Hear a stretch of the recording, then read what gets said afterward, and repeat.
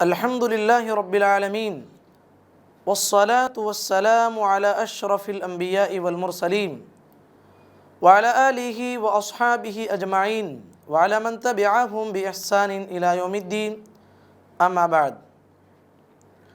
ناظرین اکرام، پروگرام اسلام کے سائے میں آپ تمام حضرات کا استقبال ہے۔ آج کی ہماری گفتگو کا موضوع ہے ماہ شعبان۔ ناظرین اکرام، ماہ شعبان اسلامی سال کا 8واں مہینہ ہے۔ احادیث میں اس مہینے کی بڑی فضیلت آئی ہے۔ یہ وہ مہینہ ہے جس میں رسول اکرم صلی اللہ علیہ وسلم کثرت سے نفل روزے رکھا کرتے تھے۔ حضرت عائشہ صدیقہ رضی اللہ عنہ فرماتی ہیں، ما رأيت النبي صلی اللہ علیہ وسلم فی شہر اکثر صیاما من فی شعبان کان یصومہ الا قلیلا۔ نبی کریم صلی اللہ علیہ وسلم کی یہ حدیث ترمذی کی روایت ہے۔ وہ کہتے ہیں کہ میں نے رسول اللہ صلی اللہ علیہ وسلم کو شعبان سے زیادہ کسی اور مہینے میں نفل روزے رکھتے ہوئے نہیں دیکھا۔ آپ صلی اللہ علیہ وسلم اس میں روزے رکھتے تھے سوائے چند ایام کے، بلکہ آپ صلی اللہ علیہ وسلم پورا مہینہ ہی روزہ رکھتے تھے۔ کان یصومہ کلہ، اس طرح کا لفظ حدیث میں آیا ہے۔ ام سلمہ رضی اللہ تعالیٰ عنہ کا بیان ہے، وہ فرماتی ہیں، ما رأیت النبی صلی اللہ علیہ وسلم یصوم الشہرین متتابعین الا شعبان و رمضان۔ یہ ترمذی کی روایت ہے۔ کہتے ہیں میں نے رسول اللہ صلی اللہ علیہ وسلم کو 2 مہینے مسلسل روزے رکھتے ہوئے نہیں دیکھا سوائے شعبان اور رمضان کے۔ تو ناظرین اکرام، بعض روایتوں میں آپ صلی اللہ علیہ وسلم نے نصف شعبان کے بعد روزہ رکھنے سے منع فرمایا ہے۔ اس کی وجہ شارحین حدیث سے بتاتے ہیں کہ بندہ مومن رمضان کے فرض روزوں کے لیے تازہ دم ہو جائے۔ آئیے ہم جانتے ہیں شعبان میں کثرت سے روزہ رکھنے کی حکمت کیا ہے۔ حضرت اسامہ بن زید رضی اللہ عنہ نے رسول اللہ صلی اللہ علیہ وسلم سے دریافت کیا، لم اراک تصوم من شہر من الشہور ما تصوم من الشعبان۔ اے اللہ کے رسول، کیا بات ہے کہ آپ دیگر مہینوں کے مقابلے میں شعبان کے مہینے میں کثرت سے روزہ رکھتے ہیں؟ آپ صلی اللہ علیہ وسلم نے اس کی وجہ بتاتے ہوئے فرمایا، ذاک شہر یغفر الناس عنہ وهو شہر ترفع فیہ الاعمال الى رب العالمین واحب ان یرفع عملی وانا صائم۔ یہ وہ مہینہ ہے جس میں نیکیاں کرنے سے لوگ عام طور پر غفلت برتتے ہیں، حالانکہ یہ وہ مہینہ ہے جس میں بندوں کے اعمال اللہ کے دربار میں پیش کیے جاتے ہیں۔ میں چاہتا ہوں کہ میرے اعمال دربار الہی میں پیش کیے جائیں تو میں روزے کی حالت میں رہوں۔ تو اس طریقے سے اللہ کے نبی صلی اللہ علیہ وسلم نے اس کی حکمت بیان کی۔ آئیے ہم جانتے ہیں 15ویں رات کی فضیلت کیا ہے۔ شعبان میں 15ویں رات کی فضیلت کیا ہے؟ ناظرین اکرام، احادیث میں جن راتوں کی فضیلت آئی ہے ان میں سے ایک شعبان کی 15ویں رات بھی ہے۔ اس رات میں رسول اللہ صلی اللہ علیہ وسلم کا ارشاد ہے کہ اللہ کے نبی صلی اللہ علیہ وسلم کہتے ہیں، اللہ تعالیٰ اس رات کو اپنے بندوں کا جائزہ لیتا ہے اور اپنے تمام بندوں کی بخشش کرتا ہے سوائے مشرک اور اس شخص کے جس کے دل میں اپنے بھائی کے خلاف کوئی کینہ کپٹ ہو۔ محدث العصر علامہ ناصر الدین البانی رحمۃ اللہ علیہ نے اس حدیث کو اپنی کتاب سلسلۃ الاحادیث الصحیحہ میں ذکر کیا ہے۔ ایک دوسری روایت، ان اللہ یطلع علی عبدہ فی لیلۃ النصف من شعبان فیغفر للمؤمنین ویملی للکافرین ویدع اہل الحقد بحقدہم حتی یدعوہ۔ اللہ کے نبی صلی اللہ علیہ وسلم فرماتے ہیں، اللہ تعالیٰ شعبان کی 15ویں رات کو اپنے بندوں کا جائزہ لیتا ہے، پھر ان مومنوں کو معاف کر دیتا ہے، کافروں کو مہلت دے دیتا ہے اور کینہ پرور لوگوں کو چھوڑ دیتا ہے یہاں تک کہ وہ اپنے دلوں کو کینہ سے پاک کر لے۔ آئیے ناظرین اکرام، ہم جانتے ہیں 15ویں رات کو کیا کیا کیا جائے۔ ہم جانتے ہیں ان احادیث سے بات معلوم ہوتی ہے، اس رات اللہ تعالیٰ اپنے بندوں کی بخشش کا خصوصی اہتمام کرتا ہے، پہلی بات۔ دوسری بات ان احادیث سے مجھے اور آپ کو یہ بات معلوم ہوتی ہے، اس خصوصی بخشش کا مستحق ہر وہ شخص ہوگا جو شرک کی آلودگیوں سے محفوظ ہوگا اور اس کے دل میں اپنے مومن بھائی کے لیے عداوت اور دشمنی نہ ہو۔ اگر دشمنی رکھنے والا انسان اور مشرک ہے، ان لوگوں کی بخشش نہیں ہوگی۔ تیسری بات مجھے اور آپ کو یہ بات معلوم ہوتی ہے، اس بخشش کا مستحق بننے کے لیے کسی صحیح احادیث میں اس رات کا کوئی خاص عمل نہیں بتایا گیا ہے۔ ہاں، حدیث میں بتایا گیا، اللہ کے نبی صلی اللہ علیہ وسلم کہتے ہیں اللہ تعالیٰ بہت سارے لوگوں کو معاف کرے گا، لیکن اس کے لیے کوئی خاص عمل بتایا گیا ہے کیا کتب احادیث میں؟ کوئی خاص عمل نہیں۔ چوتھی بات مجھے اور آپ کو یہ بات معلوم ہوتی ہے، اور رسول اکرم صلی اللہ علیہ وسلم اس رات کو کسی خاص عمل کا اہتمام نہیں کیا کرتے تھے۔ کان کھول کے سن لے، حافظ ابن رجب رحمۃ اللہ علیہ فرماتے ہیں قیام لیلۃ النصف لم يثبت فيه شيء عن النبی صلی اللہ علیہ وسلم ولا عن الصحابہ۔ کہتے ہیں شعبان کی 15ویں رات کہ قیام کی فضیلت میں نہ تو نبی کریم صلی اللہ علیہ وسلم سے کچھ ثابت ہے اور نہ صحابہ سے ثابت ہے۔ آپ بتائیے، لوگ کہتے ہیں کہ نیکی کا کام تو ہے، دیکھیے نیکی، کوئی بھی چیز نیکی بننے کے لیے اس میں دو چیزوں کا ہونا ضروری ہے، وہ کام اخلاص پر مبنی ہو اور دوسری بات وہ کام سنت کے مطابق ہو۔ فضیلت تو آئی ہے، پر اللہ کے نبی صلی اللہ علیہ وسلم نے اس رات کو کوئی خصوصی عمل کا اہتمام نہیں کیا ہے، جیسے کہ آج کے نادان لوگ کر بیٹھے ہیں۔ ناظرین اکرام، اصل بات دیکھیے، قرآن اور حدیث میں جتنی روایتیں لیلۃ القدر یعنی رمضان المبارک کے آخری عشرے کی طاق راتوں میں سے ایک رات جو رکھی گئی ہے، اس کی فضیلت جو بیان کی گئی کتب احادیث میں، اس کی ساری فضیلتوں کو شعبان کی 15ویں رات کے لیے فٹ کر دیتے ہیں بعض نادان لوگ، اور سب سے بڑی بات بعض ضعیف اور من گھڑت روایتوں کا سہارا لے کے لچھےدار تقریر کر کے عوام کو گمراہ کرتے ہیں۔ آئیے ہم جانتے ہیں وہ کون سے بعض روایتیں ہیں جو ضعیف ہیں اور من گھڑت ہیں، اس کو ہم آج کے بیان میں جاننے کی کوشش کریں گے۔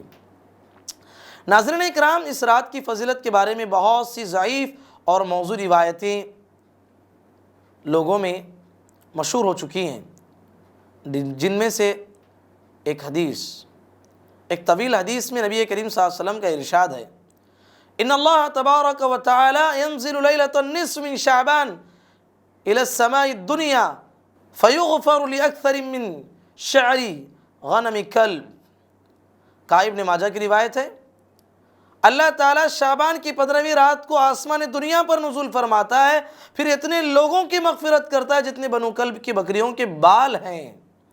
ایک روایت، اور دوسری روایت حضرت علی رضی اللہ عنہ سے مروی ہے کہ آپ صلی اللہ علیہ وسلم نے فرمایا جب شعبان کی 15ویں رات آئے تو تم اس میں قیام کرو اور اگلے دن کا روزہ رکھا کرو، کیونکہ اس رات غروب شمس ہی سے اللہ تعالیٰ آسمان دنیا پر آ کر یہ منادی کرتا ہے کہ کیا کوئی مغفرت طلب کرنے والا ہے کہ میں اس کی بخشش کر دوں؟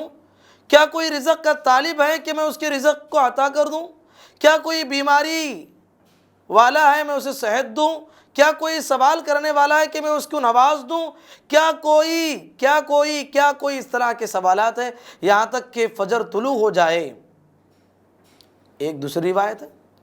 ایک تیسری روایت جو من گھڑت اور ضعیف ہے، حضرت علی رضی اللہ عنہ سے مروی ہے، فرماتے ہیں رسول اللہ صلی اللہ علیہ وسلم نے شعبان کی 15ویں رات میں 14 رکعتیں پڑھی، ان کے بعد کچھ سورتوں کی تلاوت کی، پھر فرمایا جو شخص اس طرح کرے جیسا کہ میں نے کیا ہے تو اسے 20 مقبول حج اور 20 سال کی مقبول روزوں کا ثواب ملتا ہے۔ اور ایک چوتھی روایت، رسول اللہ صلی اللہ علیہ وسلم نے حضرت علی رضی اللہ عنہ سے فرمایا جو شخص اس رات میں 100 رکعتیں اس طرح ادا کرے کہ ہر رکعت میں سورہ فاتحہ کے بعد سورۃ الاخلاص 10 بار پڑھے تو اللہ تعالیٰ اس کے ہر حاجت پوری کر دیتا ہے۔ اگر وہ لوح محفوظ میں بدبخت لکھا گیا ہے تو اسے مٹا کر اللہ تعالیٰ اسے خوش نصیب کر دیتا ہے اور اس کے آئندہ 1 سال کے گناہ معاف کر دیتا ہے۔ یہ سب ضعیف روایتیں ہیں، اس کی کوئی حیثیت نہیں۔ اور اسی طریقے سے غیر مسنون اعمال جو لوگ شعبان کے حوالے سے، شب برات کے حوالے سے رائج کر رکھے ہیں، اس کو بھی آپ جاننے کی کوشش۔ ان ضعیف اور موضوع روایت کی وجہ سے امت میں اس رات کے بارے میں بہت سی گمراہیاں آ چکی ہیں اور گمراہ کن نظریات پائے جاتے ہیں۔ اس رات مخصوص طریقے پر نمازیں پڑھی جاتی ہیں، اجتماعی عبادتیں کی جاتی ہیں، شب بیداری کا اسی طرح کا اہتمام کیا جاتا ہے جس طرح کہ شب قدر کو کیا جاتا ہے، بلکہ عوام کے نزدیک اس رات کی اہمیت شب قدر سے بھی کچھ زیادہ ہی ہے۔ اللہ اکبر۔ توبہ و استغفار کا خصوصی اہتمام کیا جاتا ہے، اسی لیے اس رات کو شب برات بھی کہا جاتا ہے۔ اس کی صبح روزہ بھی رکھا جاتا ہے، مسجدوں کو سجایا جاتا ہے، گھر چراغاں کیے جاتے ہیں اور آتش بازی بھی کی جاتی ہے۔ ناظرین اکرام، یہ سب کہاں سے آیا پتہ ہے؟ یہ ہندوؤں کا کلچر ہے، ہندوؤں کے رسومات ہیں جو مسلم معاشرے میں رائج ہو چکے ہیں۔ ملا علی قاری رحمۃ اللہ علیہ لکھتے ہیں، یہ بدعت پہلی مرتبہ 440 پر 8 ہجری میں بیت المقدس میں ایجاد کی گئی، جب بعض آگ کے پجاری اسلام میں داخل ہوئے۔ وہ مسلمانوں کے ساتھ نماز پڑھتے تو اپنے سامنے آگ جلایا کرتے تھے، یوں وہ مسلمانوں کو بھی راضی کر لیتے اور اپنے توہمات اور باطل عقائد پر بھی عمل کر لیتے، توہمات اور باطل عقائد پر عمل کرتے اور ادھر مسلمانوں کے ساتھ مل کے نماز پڑھتے۔ انہی لوگوں نے صلاۃ الالفیہ ایجاد کی، چنانچہ جب شعبان کی 15ویں رات آتی تو وہ یہ نماز پڑھتے اور اپنے سامنے آگ جلاتے۔ اس سے ان کا مقصود یہ ہوتا کہ رات کو زیادہ دیر تک وہ آگ کے سامنے تعظیماً کھڑے رہیں۔ اس کے علاوہ وہ لوگ اس آگ کی آڑ میں بہت سی برائیوں کا ارتکاب بھی کیا کرتے تھے۔ ناظرین اکرام، قبروں کی زیارت کا خصوصی اہتمام کیا جاتا ہے۔ بعض لوگ شب برات کو مردوں کی عید بھی کہتے ہیں۔ ان کا خیال بلکہ عقیدہ ہے کہ اگر کوئی شخص شب برات سے پہلے مر جائے تو جب تک اس رات حلوہ پوری اور مٹھائی وغیرہ پر اس کا فاتحہ نہ کیا جائے وہ مردوں میں سے شامل نہیں ہوتا، والعیاذ باللہ، اور نہ اس کے کنبے میں پہلا تہوار منایا جاتا ہے اور نہ کوئی شادی بیاہ کی تقریب منائی جاتی ہے۔ یہ اور اس طرح کے بہت سے ہندوانہ رسوم اسلام کے نام پر کیے جاتے ہیں اور خلاف شرع بہت سے اعمال انجام دیے جاتے ہیں۔ یہ سب اسلام میں کہاں پر ہے میرے بھائی؟ یہ سب کہاں نہیں ہے۔ جو چند روایتیں جو میں ابتدائی میں بیان کیا ہے فضیلت کے طور پر، وہ صحیح روایتیں ہیں۔ اس کے علاوہ جو ضعیف روایتوں کا سہارا لے کر شب برات کے نام پر رات میں جاگنا، خصوصی جاگنے کا اہتمام کرنا اور عبادتوں کا اہتمام کرنا، شب قدر کی طرح اسے سمجھنا، مردوں کی عید سمجھنا، حلوے پوری اور مٹھائی وغیرہ فاتحہ کرنا، اگر کوئی آدمی مرتا ہے تو اس رات کو غلط رسومات کو ادا کرنا، یہ تصور کرنا کہ اگر یہ کام ہم نہیں کریں گے تو اس کا شمار مردوں میں نہیں ہوتا۔ ایک کام سے پہلے نہ کوئی عید منائی جاتی ہے، نہ شادی بیاہ کیا جاتا ہے۔ یہ سب باطل عقائد ہیں جو ہم میں رائج ہو چکے ہیں۔ ناظرین اکرام، رسول اللہ صلی اللہ علیہ وسلم نے اس رات عبادات اور طلب مغفرت کا وہ اہتمام نہیں کیا جو اہتمام آج کل پایا جاتا ہے۔ صحیح احادیث میں اس رات کی جو فضیلت آئی ہے اس کا ذکر ہم کر چکے ہیں آپ کے سامنے۔ اس طرح کی فضیلت صحیح احادیث میں پیر اور جمعرات کو بھی آئی ہے، آپ کو معلوم ہونا چاہیے۔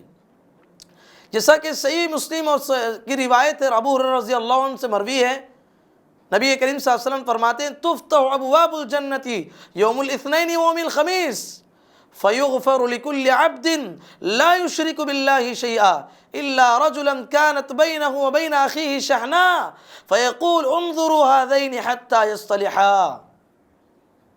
صحیح مسلم کی روایت ہے۔ ہر پیر اور جمعرات کو جنت کے دروازے کھول دیے جاتے ہیں، پھر ہر اس آدمی کی مغفرت کی جاتی ہے جو اللہ کے ساتھ شرک نہ کرتا ہو، سوائے اس آدمی کے جو اپنے بھائی سے بغض اور عداوت رکھتا ہو۔ چنانچہ ان دنوں کے بارے میں 3 مرتبہ کہا جاتا ہے، ان کو مہلت دی جاتی ہے، ان کو مہلت دی جاتی ہے۔ جو لوگ اپنے دل میں کینہ اور بغض رکھے ہیں، اللہ کہتا ہے انظروا ہذین حتی یصطلحا، ان کو چھوڑ دو یہاں تک کہ یہ آپس میں اصلاح نہ کر لیں۔ یعنی ان دونوں میں بندوں کی اس طرح مغفرت کی جاتی ہے۔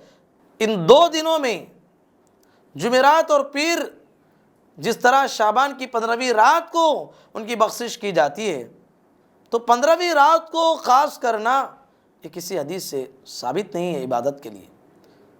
ہاں البتہ کتب حدیث سے میں یہ بات ملتی ہے، پیر اور جمعرات کو محمد الرسول اللہ صلی اللہ علیہ وسلم رکھا کرتے تھے روزہ، یہ نبی کریم صلی اللہ علیہ وسلم کی عادت تھی۔ لیکن 15ویں رات کو جاگنا، اس کے بعد کے دن میں روزہ رکھنا، یہ سنت سے ثابت نہیں ہے۔ مگر ان ایام میں طلب بخشش و مغفرت اور عبادت کا وہ اہتمام نہیں کیا جاتا جو 15ویں شعبان کو خصوصیت کے ساتھ کیا جاتا ہے۔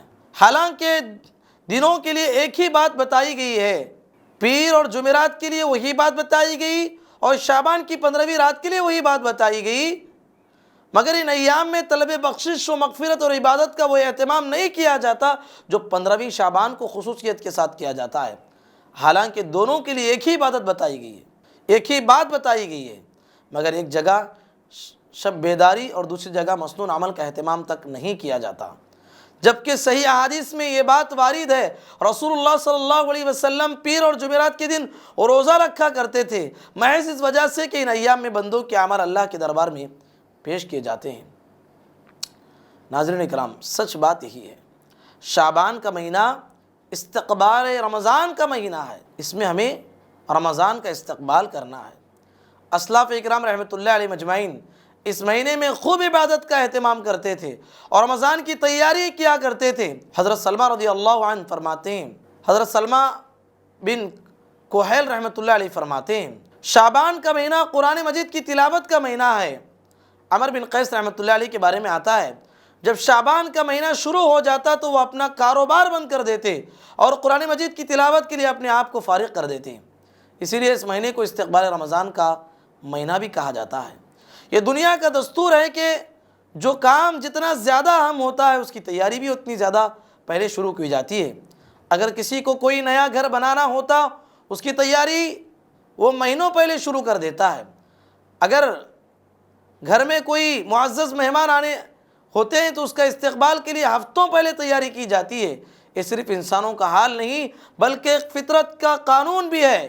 بارش کا نزول اچانک نہیں ہوتا بلکہ اس سے پہلے ٹھنڈی ہوائیں چلتی ہیں، پھر بادل امڑ آتے ہیں، اس کے بعد بارش کا نزول ہوتا ہے، جیسا کہ اللہ تعالیٰ کا ارشاد ہے، اللہ الذی یرسل الریاح فتصیر سحابا فیبسطه فی السماء کیف یشاء ویجعلہ کسفا فتری الودق یخرج من خلالہ فاذا اصاب به من یشاء من عبادہ اذا هم یستبشرون۔ اللہ ہی ہے جو ہوائیں چلاتا ہے، وہ ابر کو اٹھاتی ہیں، پھر اللہ اپنے منشا کے مطابق اسے آسمان میں پھیلا دیتا ہے، انہیں ٹکڑیوں میں تقسیم کر دیتا ہے، پھر آپ دیکھتے ہیں کہ اس بادل سے قطرے ٹپک چلے آتے ہیں، جنہیں اللہ چاہتا ہے ان پر وہ پانی برساتا ہے تو وہ خوش ہو جاتے ہیں۔ تو ناظرین اکرام، رمضان کا معاملہ بھی ٹھیک اسی طرح ہے۔ اسلاف اکرام اس مہینے ہی سے تیاری بہت پہلے شروع کر دیتے۔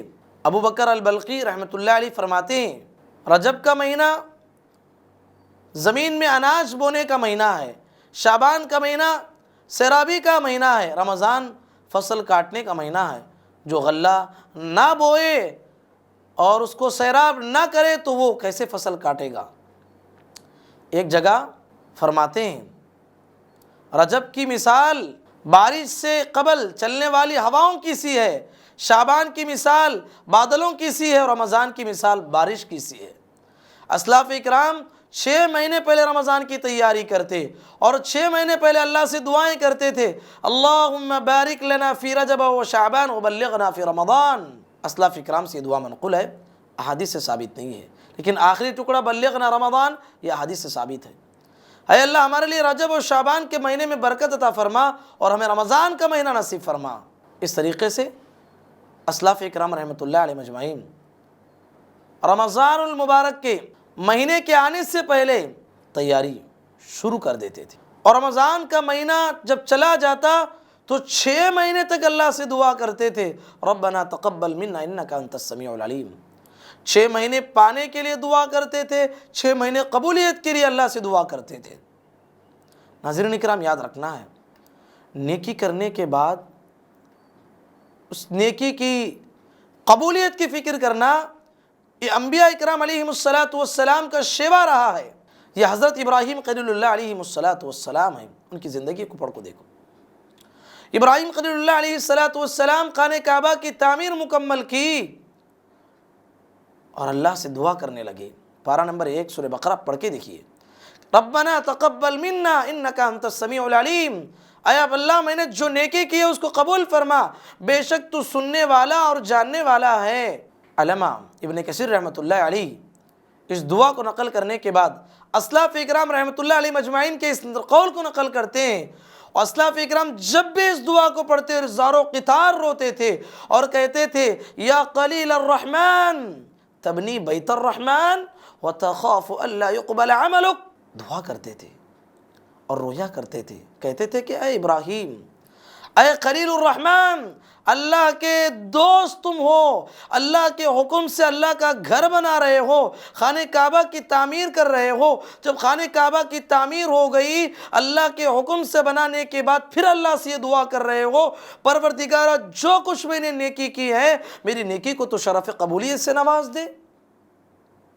اور یہ بات اور اس بات کا ڈر تمہارے دل میں ہے کہ کہیں میری یہ نیکی ضائع نہ کر دی جائے۔ اللہ اکبر۔ دیکھیے ابراہیم علیہ السلام خانہ کعبہ کی تعمیر کر رہے ہیں اور اللہ کے حکم سے کر رہے ہیں، اللہ کے جلیل القدر پیغمبر ہیں، پھر بھی اس نیکی کی حفاظت کے لیے اللہ سے دعا کر رہے ہیں۔ کیا پیغام ہے میرے لیے اور آپ کے لیے؟ میرے لیے اور آپ کے لیے یہی پیغام ہے کہ زندگی میں جو بھی نیکی ہم کریں، اللہ سے اس نیکی کی قبولیت کی حفاظت کے لیے، شرف قبولیت کے لیے اللہ سے دعائیں کرنا چاہیے۔ رمضان کا مہینہ ہمیں نصیب ہونے والا ہے، ہم اللہ سے دعا کرتے ہیں کہ اللہم بلغنا رمضان۔ ہم شعبان کے مہینے سے گزر رہے ہیں، ابھی چند دنوں بعد ہم رمضان کے مہینے میں داخل ہوں گے۔ اللہ سے ہم دعا کرتے ہیں کہ اللہ ہم تمام کو رمضان نصیب فرمائے اور رمضان کی جو خوشیاں ہیں ہمیں نصیب فرمائے۔ پروردگار ہمیں رمضان کے مہینے میں خوب عبادت کرنے کی توفیق نصیب فرما اور ہماری عبادتوں کو تو شرف قبولیت سے نواز دے۔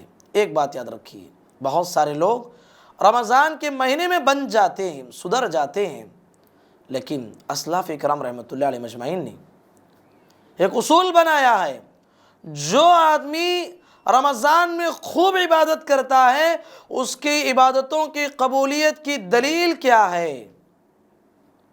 اس کے نام اعمال کی قبولیت کی دلیل یہ ہے کہ وہ رمضان المبارک میں جو عبادتیں کیا ہے اس کا اثر رمضان کے بعد بھی نظر آنا چاہیے۔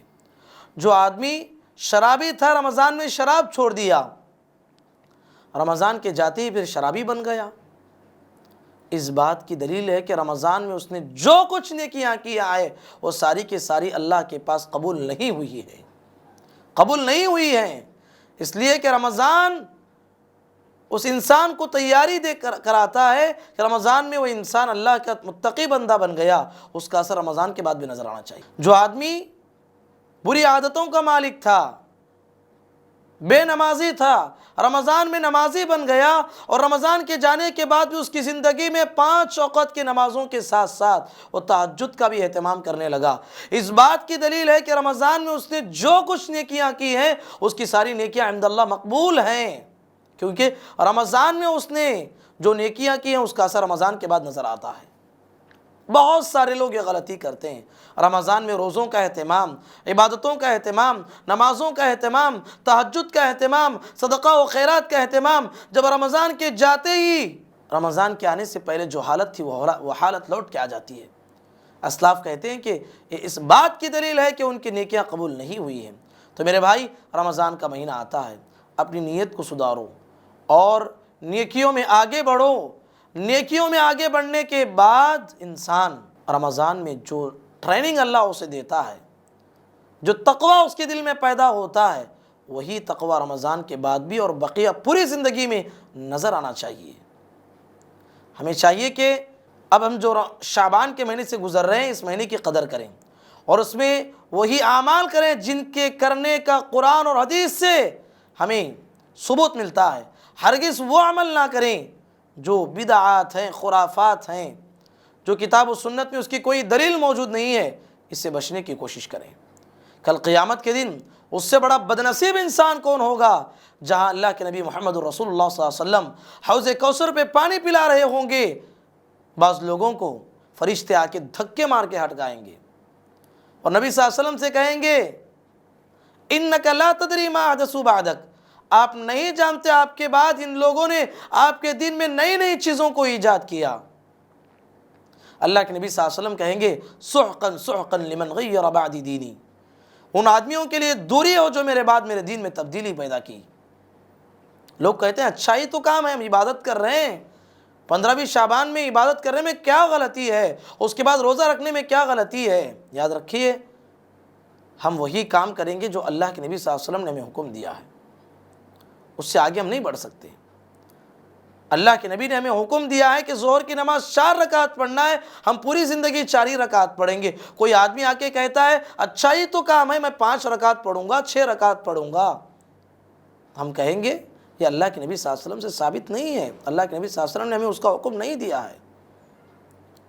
تو ہر اچھا کام نیکی کے نام پر کرنا جس کا حکم اللہ کے نبی صلی اللہ علیہ وسلم نے نہیں دیا ہے، من عمل عملا لیس فیہ امرنا فہو رد، اللہ کے پاس وہ مردود ہے، مقبول نہیں ہوگا۔ تو اس مہینے کی قدر کریں، رمضان کو پائیں اور رمضان میں خوب عبادت کریں اور ان عبادتوں کی قبولیت کی اللہ سے فکر کرنے کی کوشش کریں۔